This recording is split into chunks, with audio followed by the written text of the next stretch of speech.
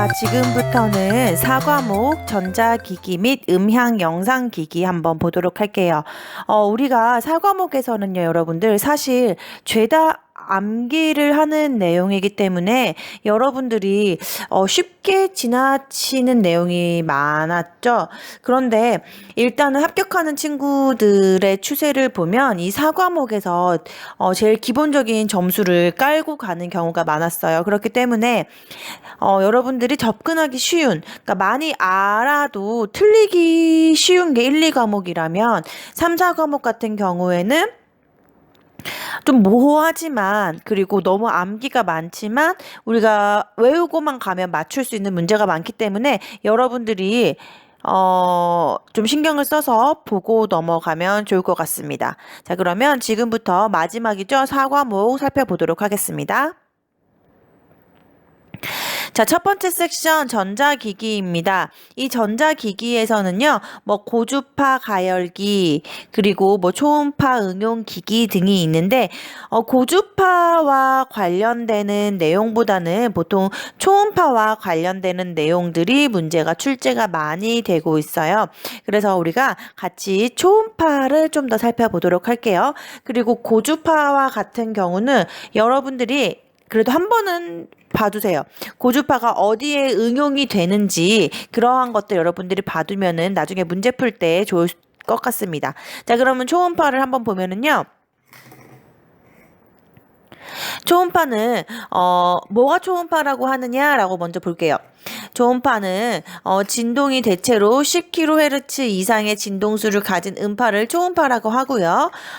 얘는 초음파는 기체나 액체 또는 고체 매질을 통해서 사방으로 전파되어 나간다고 합니다. 그래서 초음파의 속도는요, 이렇게 액체나 기체 중에서 루트 씌워가지고 로분의 K m/s라고 하는데 사실은 여기까지 나오는 문제는 못 봤어요. 그럼 지울까요? 이 정도는? 자, 그 다음 문제가 많이 나오는 게 캐비테이션이 많이 나오죠. 자, 캐비테이션은요, 공동현상이라고도 하고 강력한 초음파를 액체 속에 방사했을 때 진동자의 부근에 안개 모양의 기포가 생기는 것이다 라고 했어요. 그래서 가습기의 원리라는 게 나오는데 가습기의 원리를 초음파 가습기의 원리는 무엇인가 라고 했을 때 답이 캐비테이션인 경우도 있었고요. 캐비테이션에 대한 설명으로 옳은 것은 이라고 해서 안개 모양 기포가 생기는 것이다 이렇게 나오기도 했었어요. 아니면은 여기서 보이는 이만큼의 지문이 전부 다 나오고 나서 무엇에 대한 설명인가 라고 했을 때 캐비테이션이라고 나오기도 했었고요. 다음 중 캐비테이션의 응용 분야가 아닌 것은 이라고 해서 이러한 것들이 나오면서 아닌 것을 고르는 것도 있었죠. 그래서 이 캐비테이션과 관련되는 내용은 전부 다 봐두시면 좋을 것 같습니다. 자, 초음파는 그러면 어디에 응용되는지 한번 볼까요? 초음파는 알루미늄 나댐에도 사용을 하고, 그리고 여러분들 요즘 많을 거예요. 샤 땡땡에서 나오는 초음파로 세척하는 것도 많죠. 안경도 세척을 하기도 하고, 아니면 숟가락, 젓가락도 하고요. 또, 요즘에는 음식, 과일 같은 것도 초음파 세척을 하기도 해요. 그래서 이것도 역시나 캐비테이션, 요러한 것에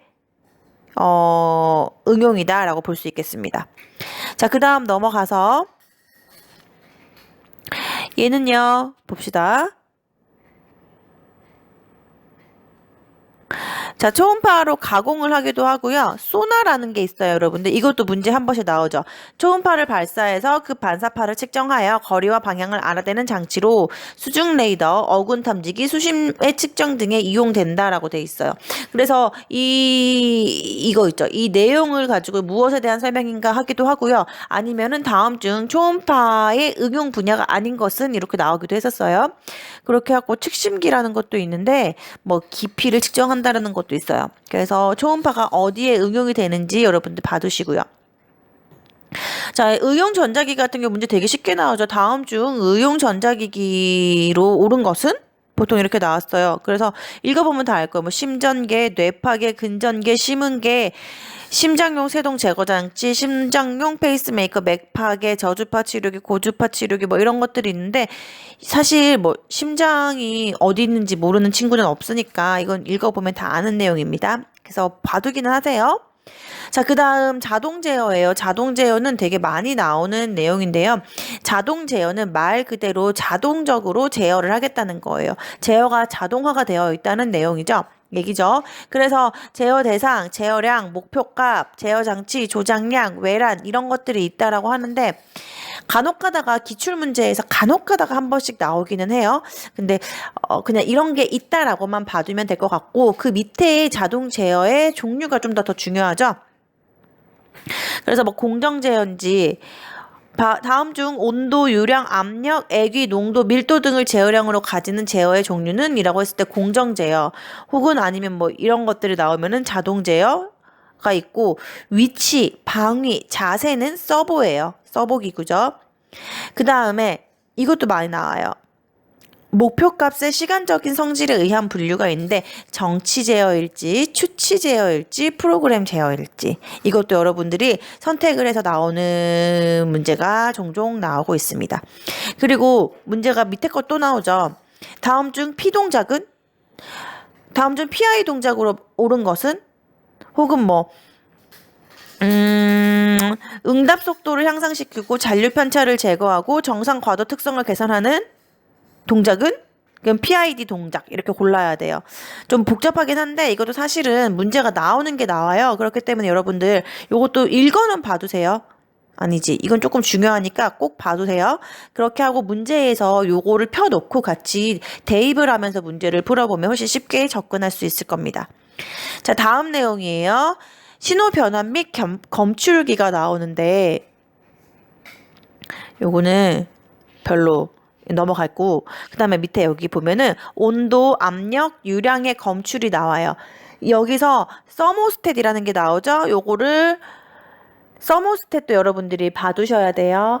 그리고 뭐 여기 다이어프램, 압력 스프링, 벨로즈 등이 있는데 사실 이거는 문제에 자주 나오지는 않아요. 그러니까 여러분들이 이거는 잠깐만 알아두면 되고요. 자, 그 다음 밑에 서버기구 좀 많이 나오는 거예요. 서버기구 같은 경우에는 여러분들 방금 나왔었어요. 서버기구는 실질적으로 로봇팔, 위치 이런 것들을 정하는 게 서버예요. 그래서 이 서버기구는요, 일반적인 조건을 보면은 서버기구에 대한 설명이 아닌 것은 뭐 이렇게 나오기도 해요. 그래서 요거를 한번 봐두시고 아니면 이 정의도 같이 봐두시면 좋습니다. 방향이나 위치의 추치 제어를 서버기구라고 하고요. 전기식이면 증폭부의 TR 증폭기나 자기 증폭기가 사용되고 유압식에는 밸브, 분사관 등이 사용된다라고 해요. 그래서 여기까지 봐두고 그 다음 레이더 한번 볼게요. 전파 응용기기입니다. 전파 응용기기는 레이더가 나와요. 여러분들 레이더는요, 보통 지금 무기와 관련되는 내용이 되게 많아요. 그래서 레이더는 비행기와 관련하거나 아니면은 뭐 잠수함, 요런 거 항공과 관련돼서 좀 많이 나옵니다. 그래서 레이더는요, 여기 종류만 먼저 봅시다.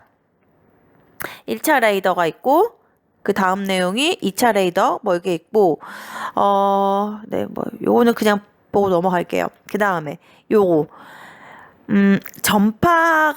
전파를 지금 쓰고 있는 거잖아요. 그래서 비행기, 항공 전자 설비에는 어떤 것이 있는지 볼 때는 방사상 항법으로 해서 무지항성 비컨, 호밍, 그리고 회전 비컨, AN 레인지 비컨, 뭐 쌍곡선 항법 이런 것들 다 있는데 여러분들 이것들을 다 봐둬야 돼요. 간혹 가다가가 아니라 이 그림을 주고 이거는 무엇에 대한 설명인가 했으면 여러분들이 호밍을 골라야 되는 거거든요. 아니면 비컨을 고르든지. 그렇기 때문에 요것도 전파 항법의 종류도 봐두고 또 착륙 보조 장치도 봅니다. 근데 이게 여러분들 이렇게 영어로 나오기도 해요. ILS다 혹은 계기 착륙 방식이다 이렇게 나오고요. 이게 국제 표준이고 그 다음에 지상 제어 진입 장치 GCA, 방위각 장비 LIG, 뭐 GS, IM 이런 것들이 있는데 이것도 나오긴 나와요. 나오는데 나오는 게 정해져 있어요. 그렇기 때문에 일단은 봐두고 정리를 해두고 선생님이 문제를 같이 풀어주면서 다시 보도록 할게요. 그 다음 기상 관측입니다. 자, 전파를 이용해서 기상을 관측하기도 하는데요. 로봇으로 관측하기도 하고 라디오 존대. 이것도 문제 한번 나왔었죠. 수소가스를 채운 조그마한 기구에 기상 관측 장비와 발진기를 실어서 대기 상공에 띄워 무선으로 상층의 기상 요소 측정하는 기기다. 그래서 이 내용을 알려주면서 무엇인가요? 물었어요. 그래서 답은 라디오 존대. 혹은 얘가 보기에 있을 수도 있어요. 보기에 있으면은 여러분들이 이거는 좀 아닌데 라고 찾을 수가 있어야 되는 내용입니다. 자, 그 다음에 전자현미경. 전자현미경은 광학현미경과 전자현미경 비교를 해주면 돼요. 근데 이거도 전자현미경은 말 그대로 여자 전류를 우리가 조절을 해서 확대를 하는 거죠. 그래서 얘 같은 경우에 광학현미경 같은 경우에는 매질이 공기라면 얘는 진공이고, 얘는 렌즈를 교환해서 우리가 배율을 높인다라고 하면은 얘는 여자 전류를 많이 흘리느냐 적게 흘리느냐와 다른 거예요. 그래서 이게 초점이나 배율 같은 거 전부 다 여러분들 여자 전류가 나오는 것을 답을 고르면 좋습니다. 자, 그 다음 전자현미경 분해능에 영향을 주는 수차라는 것이 있는데요. 전자현미경이 얼마나 자세하게 볼 수 있는지에 대해서 영향을 미치는 거예요. 그래서 뭐 구면수차, 색수차, 축, 비대칭 수차가 있다라고 합니다. 자, 근데 문제는 이게 더 많이 나왔어요. 다음 중 전자현미경의 구성이 아닌 것은? 이라고 해서 많이 나왔죠. 전자총, 전자렌즈, 시료실, 카메라실, 배기장치. 보통 요거를 다 봐두면 됩니다. 자, 그 다음 반도체 응용이 나오는데 이 문제도 완전 단골 문제죠. 재백 효과와 펠티어 효과가 있어요. 자, 재백 효과는 여러분들 보세요. 자주 나오는 거예요. 그래서 재백 효과 같은 경우에는 이종의 금속 또는 반도체를 접속한 두 점 차이에 온도를 주면 기전력이 발생한다. 자, 그러면 보세요, 여러분들. 먼저 접속을 시켜요. 두 종류의 얘를 접속을 시키는데, 자, 첫 번째로 열을 먼저 준다. 열을 줬더니 전기가 발생한다 하는 것과, 두 번째, 전기를 줬더니 열이 발생했다. 이걸로 나눠 볼 수가 있습니다. 그래서 먼저 열을 줬더니, 그러니까 온도차라는 얘기예요. 진짜로 열이 아니라 온도차가 있더니 전기가 발생했다. 얘는요, 재백이고요. 전기를 줬더니 전류를 흘렸더니 열이 발생했다. 온도차가 발생하더라. 얘는 펠티어입니다. 뭐 펠티에 뭐 다 이렇게 말을 하는데요. 이렇게 해주고, 이거는 자주 안 나왔던 건데 나오긴 나와요. 톰슨 효과예요. 톰슨 효과는 도체 막대의 양 끝을 서로 다른 온도로 유지하며 전류를 통할 때 줄 열 이외에 발열이나 흡열이 일어난다. 그러니까 여기에 온도차가 있다는 거죠. 이거는 냉하고요. 얘는 뜨거워요. 뜨거운 거, 차갑고 뜨거운 거, 온도 차이를 주고 전류를 만약에 흘리게 된다면 여기에도 발열이나 흡열이 일어난다라는 얘기입니다. 자, 그 다음 요거는 그래서 알아두시고요. 냉동기와 관련되는 내용이에요. 자, 그 다음 태양전지와 같은 경우는 태양전지는 여러분들 반도체예요. 반도체. 그래서 태양전지에 빛을 비추면 내부에서 전자와 전공이 발생하고 얘가 이동을 하기 때문에 전위차가 발생해서 전류가 흐르고요. 얘는 광전 효과라고 합니다. 자, 그래서 여러분들 보세요.